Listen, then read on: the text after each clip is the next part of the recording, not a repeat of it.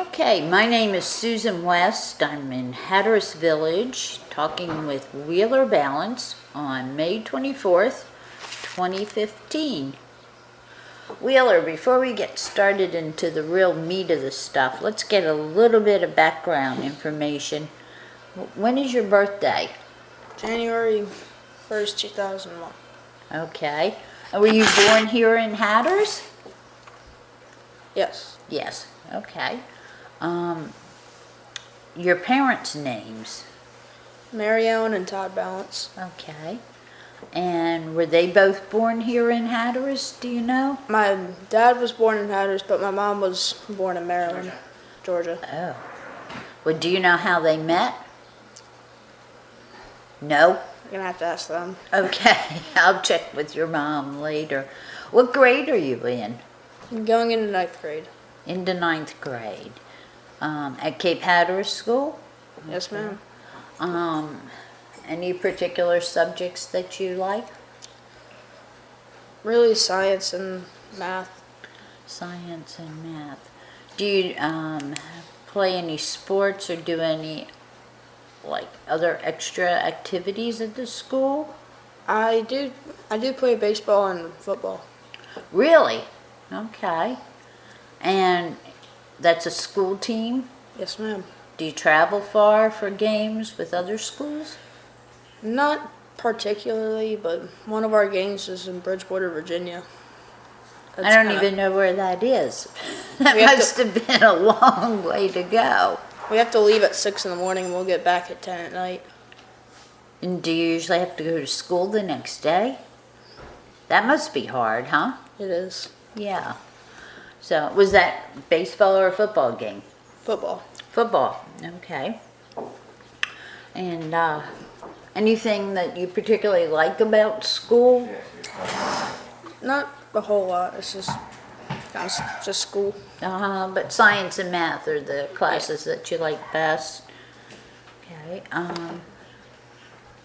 Tell me a little bit. You have a job, don't you? Yes, ma'am. I clean fish out of the albatross fleet for Mr. Ernie Foster. Oh, okay. And how long have you been doing that? This will be my 2nd year. 2nd year? Okay. So, what does that entail? The boat comes back in from a fishing trip. Mm-hmm. Are you there at the docks meeting them? Yes, ma'am. And then how do you know what they want cleaned, or do they usually want everything cleaned? We'll ask the charter. Sometimes they want to clean them themselves. Sometimes we'll take them to another fit, or sometimes we'll take them down to Steve Bailey down at Odenstock to get them cleaned. Okay, but sometimes you clean them too? 9 times out of 10 we'll clean the fish. Okay. What kind of fish? Usually dolphin or mahi-mahi, whatever. Okay. Wahoo, king mackerel, albacore, tuna, jacks. Okay. So, how did you learn how to clean fish? I learned it down at the dock from Mr. Brian. Who's Mr. Brian? He runs the albatross too. Me and him are clean fish. Mr. Ernie runs the 3rd. Okay. Okay. Is that difficult work? It can be at times. Ever cut yourself? Many times. Many times. Bleed a lot? Yeah. But that didn't bother you? Okay. So do you think you'll do that in the future? Yes, ma'am. And do you do that during the summertime and fall also? Yes, ma'am. Okay. Do you ever go fishing with Ernie or Brian? Yes, ma'am.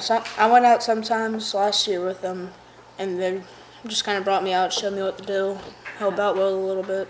Okay. Did they have a charter party? Mm-hmm. Okay. So you were really just sort of observing and getting a feel. Do you think that eventually you might be able to mate on one of the boats? Hopefully. That's what you'd like to do? Yes, ma'am. Okay. Cool. You're meeting. You have been meeting. You've gone with Ernie several times.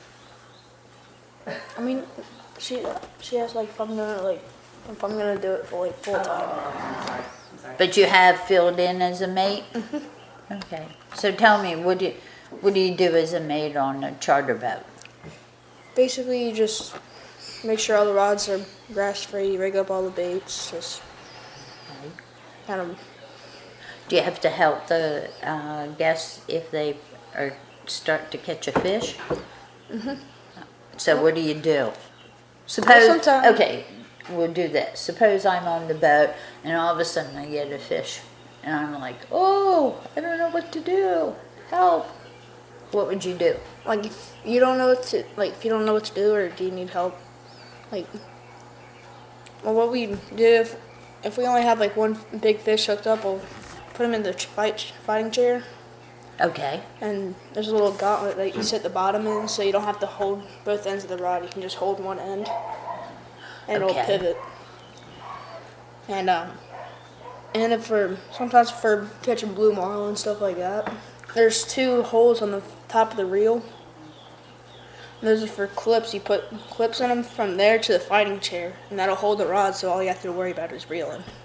Okay, so I don't have to worry too much about holding on to the rod so it doesn't go overboard. That's the point of that? Okay, well that's good to know. So are the customers usually pretty nice? Yeah, most of the time. Except sometimes when there's 2 fill-ins, sometimes the 2 charters won't like each other, and they'll just kind of Oh, fill-ins, that Yeah. means like, make up charters. okay, so one person wants to go fishing but they don't have somebody to go with them, so you put people together? Yeah, or if there's like 2 people that want to go fishing, and instead of just taking those 2 people out, take 4 more people so you can have a full charter. Okay, I got it. And So those people would know each other and most of Not- the time they don't know each other. uh-huh. But if it's a group that knows each other, friends or family, Yeah, they're usually always happy to be there. uh-huh. Okay. And which of the albatross boats did you go out on, mate on? The first and the third. Yeah. Okay. Okay. Do you plan to do that through high school? I plan on it. Okay. Tell me about your parents' work. Well, my dad's full commercial fisherman, and my mom works at the salon. Okay. All 3 of us have our commercial license. You have a commercial license? Yes, ma'am. When did you get that? 3, Mom. Didn't I get my license 3 years ago? Yes. Yeah, Okay. They were awarded their license at the the Blessing of the Fleet. Festival. John Okay. Canning and Wheeler both got their license at the same time. So- They got it through the pool too.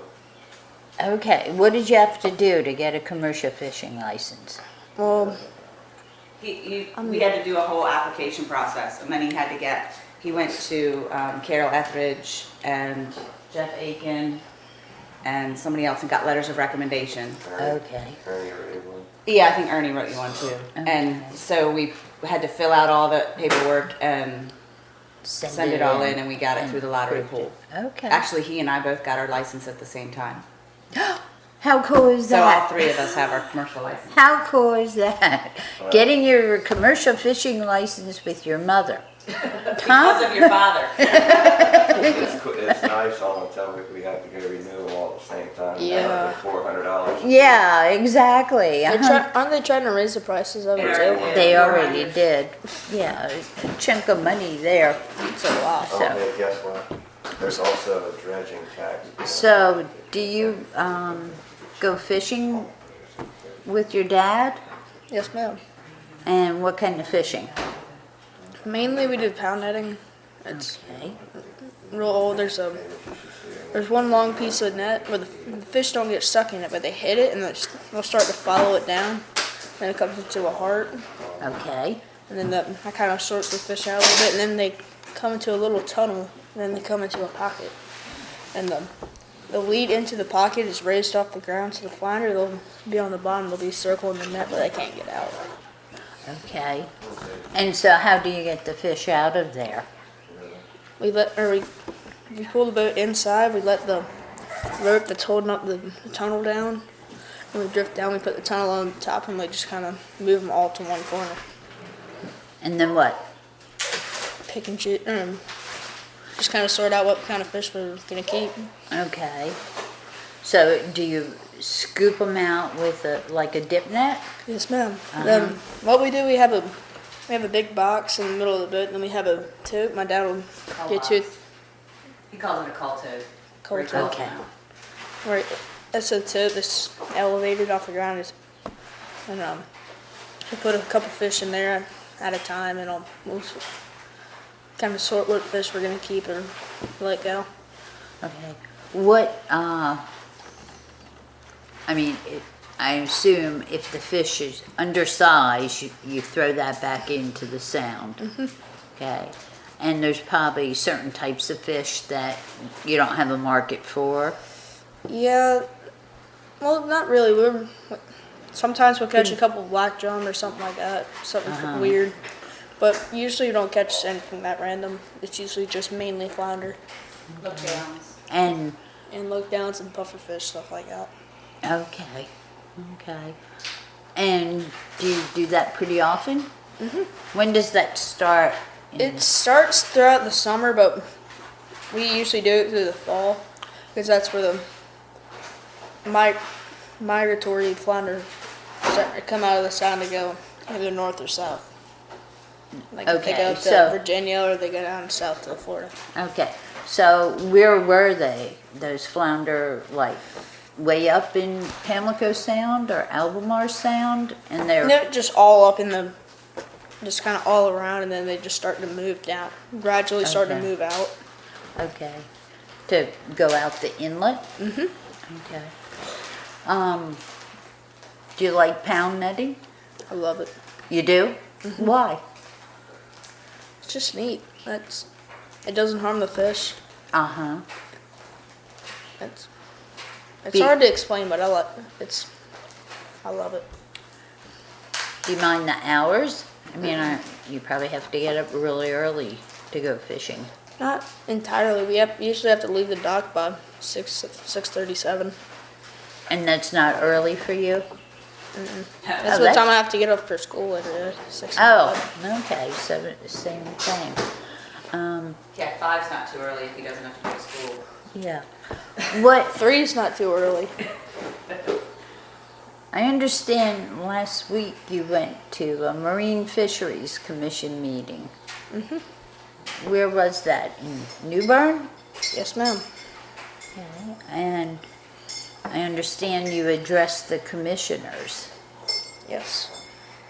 What did you talk about? Was this about flounder regulations? Mm-hmm. They're trying to cut pretty much our entire fishery by 60%. Ooh, geez, big cut. So what did you tell them? I told them pretty much about my heritage and what flounder fishing means to me. And what does it mean to you? Pretty much it's everything. Almost everybody down here commercial fishes. Uh-huh. Have you talked to a commission before, or addressed a commission before? It's the first time I've ever done it. So what was that like? Very nerve-wracking. Was it? You were nervous? Uh-huh. Was there a lot of people there? About 200 people. That's pretty many. And okay, so you get there, you sit down in this big meeting room, and describe for me what happened. Well, the board of commissioners were up front, and there was a table facing the commissioners, and everybody was in the back. And you would sign in, and you would put your name, and then you asked us, would you like to speak, and you would put yes or no, or just leave it blank. And then they would just call you up one by one to speak. Okay. So, when they called your name, did you think, oh geez, why am I doing this? Yep. Uh-huh. And did you have it written down? Mm-hmm. Okay. And was there any reaction? Did they say anything after you finished speaking? Nobody said anything, but a lot of people after the meeting came up to me and shook my hand. They did? Well, that must have made you feel pretty good, huh? The commissioner's wife came up and talked to me and she said I did really well. Wow. That's great. And were there any other people your age there? No? So you were like the representative of the young commercial fishermen in the state? Yes, ma'am. Uh-huh. Would you go speak to them again? Probably, if I had to. Uh-huh. So what do you think? How bad will that be if they cut the flounder harvest? I think it would just kind of take us out of business. Well, not necessarily, but we wouldn't. It would drive us to a point where there was almost no reason to do it anymore because of how long we would have to fish and how much we could keep would just not be worth it. And there's a lot of work you have to do for pound nets, right? My dad sits out in the yard every day for the entire summer just tying that, coppering, and Wow. yeah. So really that Waterwork. Yeah. all that's it. that time and money, that investment, if it's cut a whole lot, it really wouldn't make sense to continue doing it if you're not going to bring in at least enough money to recoup your expenses, right? Yes, ma'am. So if that, what would your reaction be if they did cut it by 60%? I'd be shocked You would. because a lot of their stock assessment of how many fish are in how many flounder there are. They're only looking at the Pamlico Sound. They're not looking at the flounder's entire migration pattern. They're only looking at the percent of fish from the migration that are coming into the sound. I mean, for all we know, all the flounder could be skipping Hatteras Inlet and just keep going up right to Virginia. Well, why are they only looking at that? Don't know. That seems kind of strange. It doesn't seem like they have enough scientific information then to make a decision. They don't. Do you, do you feel, would you want to be a commercial fisherman when you get older? Yeah. Yes, ma'am. Do you feel confident that you would be able to? I'm really not sure. Why? Just, you never know with everything changing. And what's changing? I mean, they might just completely shut down the commercial fishing industry altogether. So, do you have any contingency plan? If I can't do commercial fishing, I've always wanted to go into marine fisheries, be a marine fisheries agent. Oh, really? Okay. Okay. For like law enforcement and that sort of stuff? Mm-hmm. And why would that appeal to you? What? It's just always, I've always found it kind of interesting. I've always wanted to do it. Okay. And would you want to work out on the water or in the office? Out in the water. I thought you were going to say that. So that's probably one of the appeals, that you would still be out on the water in a boat. I was talking to Rob, and he said that he said the best thing about what he does, nothing's the same every day. It's not the same routine. It's always different.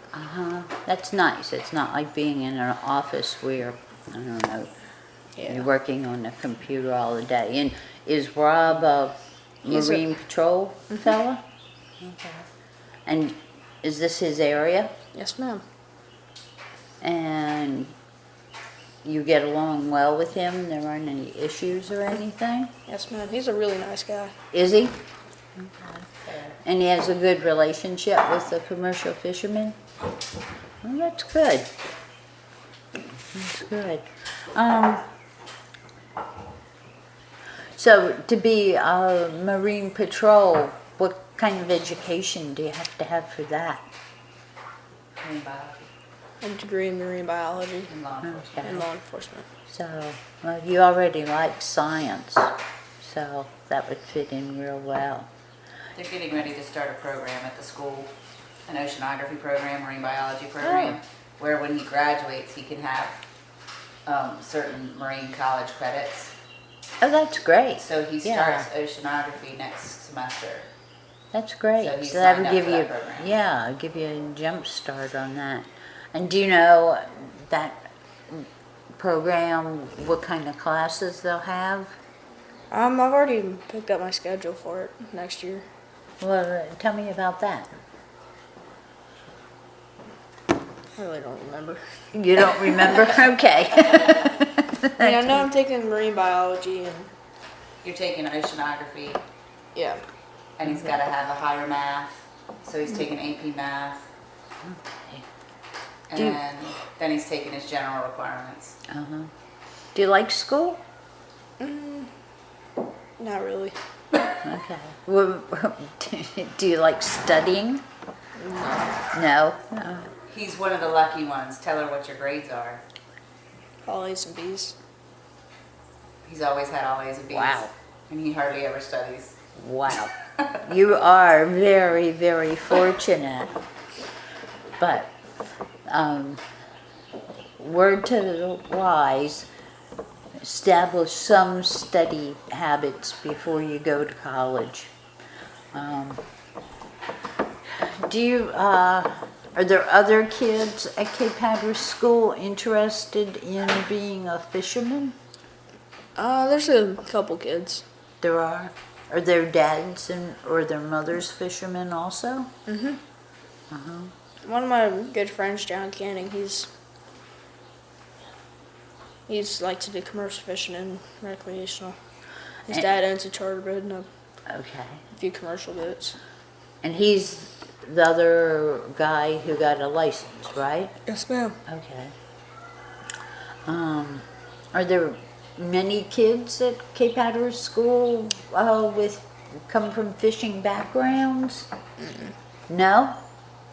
Imagine when your dad was a student there probably were a lot more. Oh yeah. Do you eat fish? I love fish What kind of fish do you like best?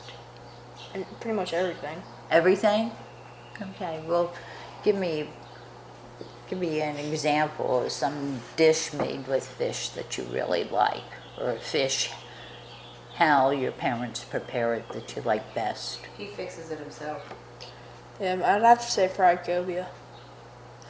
You can cook? He just made his own breakfast. Oh, wow, very good. Fried cobia you like, okay. He tell her about sometimes in the pound nets we get puffer fish, Okay. Yeah, those are neat. blowtoads. They're real easy to clean. But you just cut right behind the head in the soft spot, and you get down. You don't cut all the way through, but you go and you put your fingers inside in the belly, and you push out, and the whole meat will come out like a giant banana. Wow, What wow. does it taste like? Fish. They call it the chicken of the sea. It really does taste like chicken, It does? like a real soft chicken. Wow.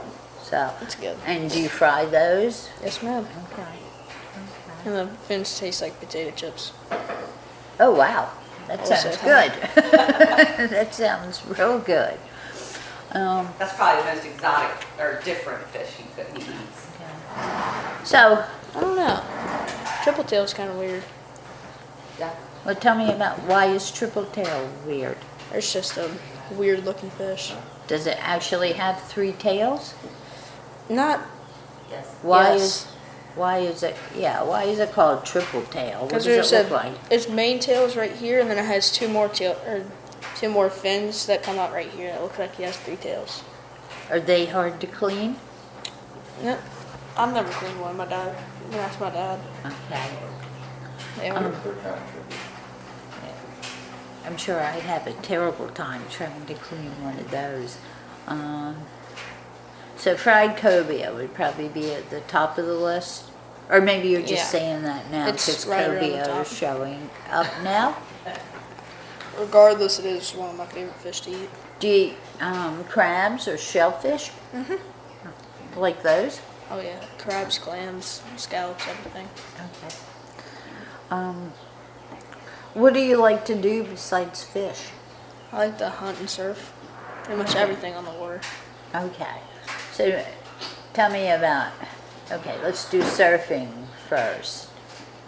How did you learn to surf? When I was younger, my babysitter would always take me to the beach and teach me how to. My dad first started me. He put me on a longboard when I was 3? when I was 3, and I had a life jacket on. He pushed me into little waves about yay big. Okay. He could surf before he could swim. He surfed with a life vest on because he couldn't swim. Okay. So you've been going surfing since you were 3. Yes, ma'am. Okay.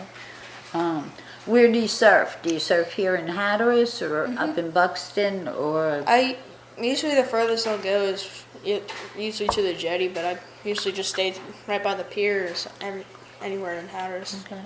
What kind of board do you have? What do you? I have a 5/8 fiberglass. Okay. And have you ever surfed in any contests? I did one in Nags Head.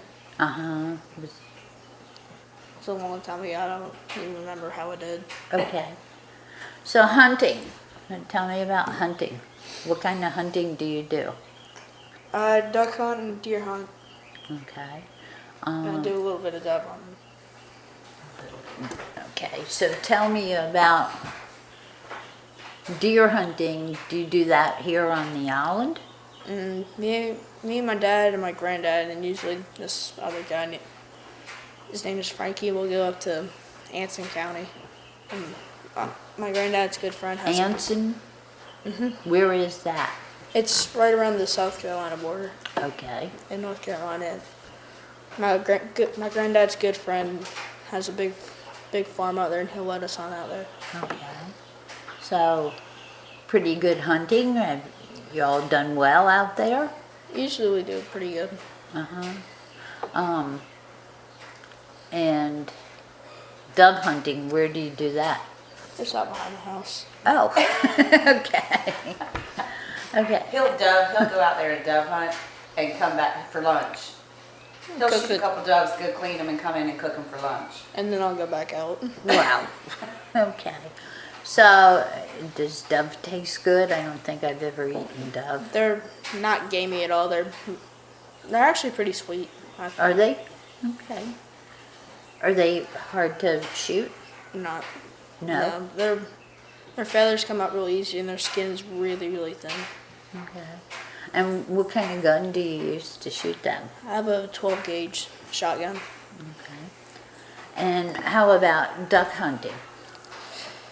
Duck hunting's a little bit trickier because they're a little bit harder to kill, and you have to use steel shot, which is because when you're shooting lead over water, if ducks can see that, sometimes they can eat it and they can get lead poisoning.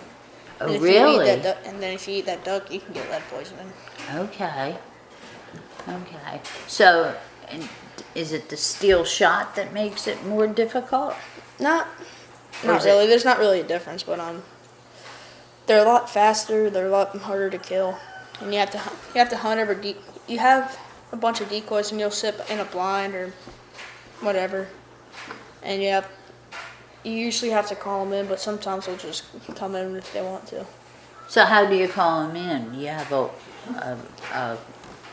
I've got a duck call. I've got a couple. okay. Good. Seems like it. He's getting better.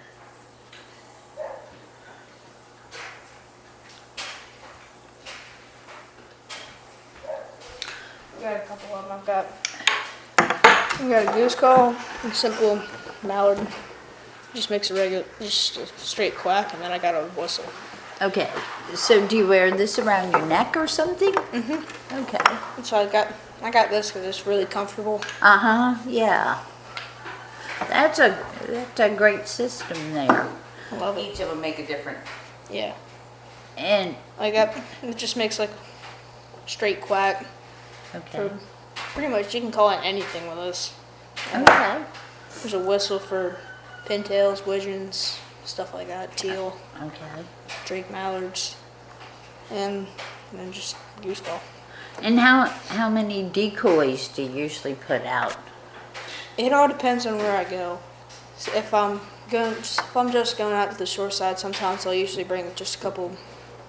I'll bring 8 or 9 buffalo decoys, Okay. and then I'll bring like 2 or 3 pintails. Okay. And do you always, so you don't always hunt in a blind? You can be on shore? Yep. What we do, me and my friend Johnny Fairbanks, we get a bunch. He has a it's like a sled pretty much, but it's made for hunting. And we'll fill that up with seaweed when it's still dark, and we'll dump it, and we'll make a huge wall of seaweed behind us, and we'll sit in it, and we'll have our guns across our lap. You don't move a whole lot. You just kind of move your eyes. Okay, so that's kind of camouflage for you then? Ducks really won't see it. They'll just come right in. Are ducks pretty smart? Yeah, they don't smell at all. It's just they have one of the best eyesights in the animal kingdom, Oh, really? right alongside with deer. And do you take a dog with you, or? I'm thinking I might start trying to take Sadie with me this year. I've taught her how to retrieve. Oh, you have? You think she would be pretty good? Yeah, so she's just kind of a sucker for gold. Uh-huh. It's gold. So, what's your favorite duck for eating then? I'd have to say gadwall or pintail. Okay. Why? Do they have more distinctive flavor or milder? They're kind of like dove. They're not gamey, Uh-huh. but you still know you're eating a wild animal. It's hard to describe, but it's really good. And is it hard to dress them out? Not at all. Oh, it isn't? You really don't even have to pluck them. You just have to pluck just a little bit. You don't even need a knife. You can just kind of rip the skin, and then you'll see the breastbone, and then the meat's right here, and you just kind of fillet the meat out just like a duck, and you got 2 pieces of meat. Okay. So, what's harder, dressing out duck or cleaning fish? I'd have to say cleaning fish is a lot easier. Is It's it? a lot quicker. I mean, because duck, it's more messy. I Uh-huh. can say. And when you clean fish, for Ernie, for the customers, where do you do that? At Ernie's, where he docks his boats? There's a cleaning table right next to it, right Okay. next to the boats. And sometimes do you have a whole lot of fish to clean? Yes, ma'am. Sometimes it'll be a little over 200 pounds. Sometimes it'll be 800 pounds. Whoa. Yeah, that is a lot. And Ernie pays you, or do you get tips from customers? How does that work? Mr. Brian, who I clean fish for, but I work for Mr. Ernie, but Mr. Brian cleans fish. And I clean fish too, but Mr. Brian pays me. Okay. When he goes fishing with Ernie, Brian does the fish cleaning part. Okay. He's in charge of the fish cleaning business. When he goes with Ernie, Ernie pays him for mating, but when he cleans fish, Brian pays him for that. Okay. So what do you do with your money that you earn? I usually take a good portion of it, put it in the bank, and then just gonna save the rest for something that I want. Oh, you do save money in the bank account? Yes, ma'am. What are you saving for? College and a car. Oh, good.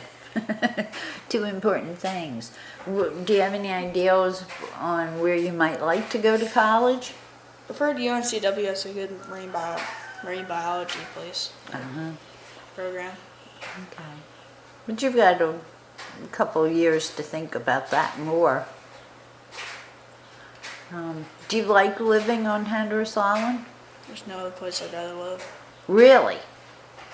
And he went to Hawaii and Hawaii and Alaska. I'd have to say that I like this. I like Really? Hatteras more than Alaska or Hawaii.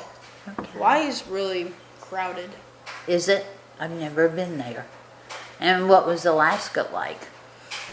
Alaska was unique. I really liked Alaska. I mean, you had halibut fishing. They had all kinds of neat fish. They had yellow-eyed rockfish, halibut, pretty much everything. Salmon. Uh-huh. Salmon. Wow. But you wouldn't want to live there? I could live there, but I'd rather live here. Okay. Why? What is it about Hatteras Island? Everything's just real close, and the beaches are a lot prettier, I think. Uh-huh. We do have pretty beaches, don't we? So, do you know if, okay, your dad's a commercial fisherman. Has his father fished? His Wheeler's grandfather, Todd's dad, was known for as a captain, as a private captain. And he used to captain for the Marlin Club tournaments. They used to fight over him. Bill was an excellent charter captain. He knew where he always could find the fish. Okay. But he's not really. He likes to fish, but he doesn't. He doesn't doesn't do it. Okay. His great grandfather, who he's named after, was used to fish for Ernie's dad before Ernie was even born. He actually, at one time, held. I don't know if he still holds the record, but he held the record for the most trips. Most consecutive charter trips ever, 190 in a row. Now this was way back when, so that was pretty impressive. That is impressive. So he fished commercially with Ernie and ran charters for Ernie or for Ernie's dad. Okay.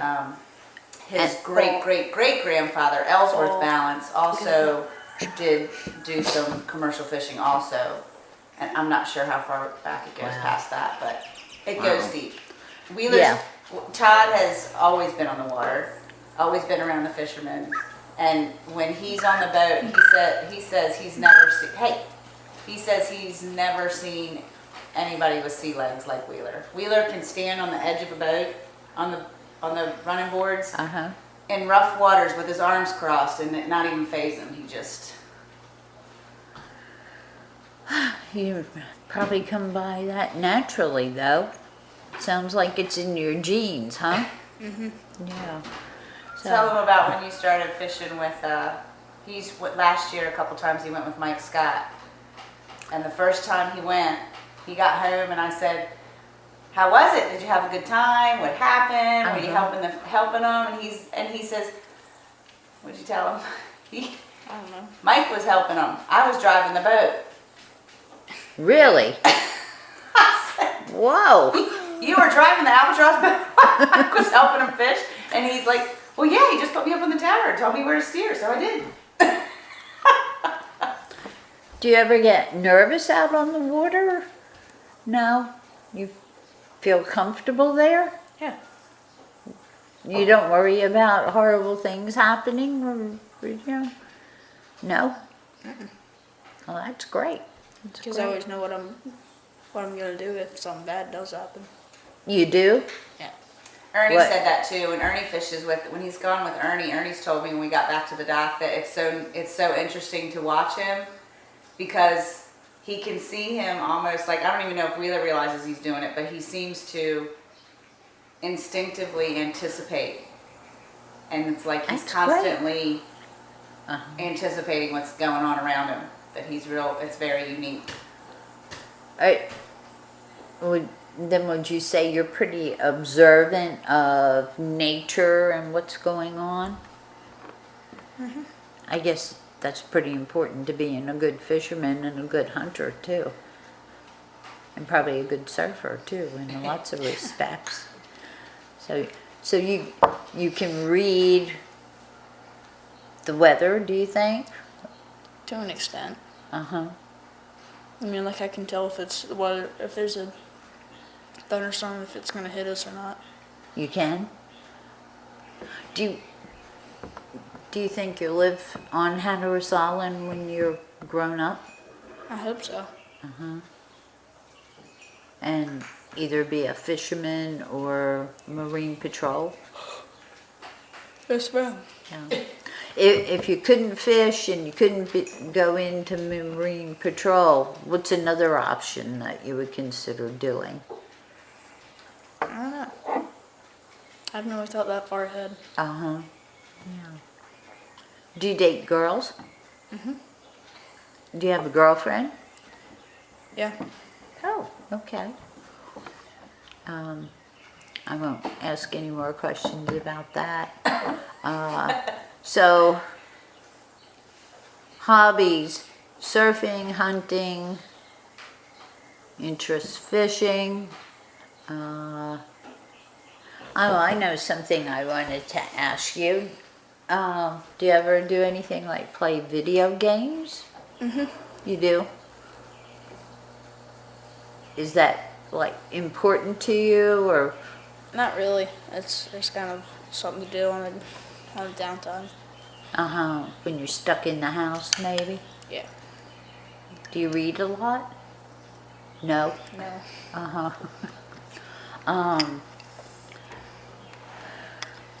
Let's see. I think I've gone through all the questions I had in my head. Is there anything that you want to tell me? Not really.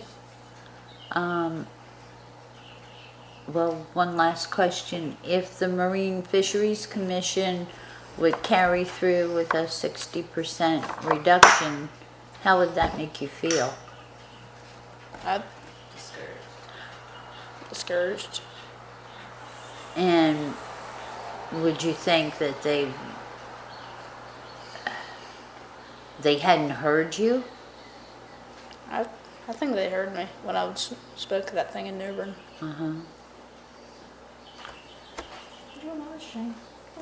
Well, thanks, Wheeler. Appreciate your time on this Sunday morning. Thank you. And thanks for going to that meeting.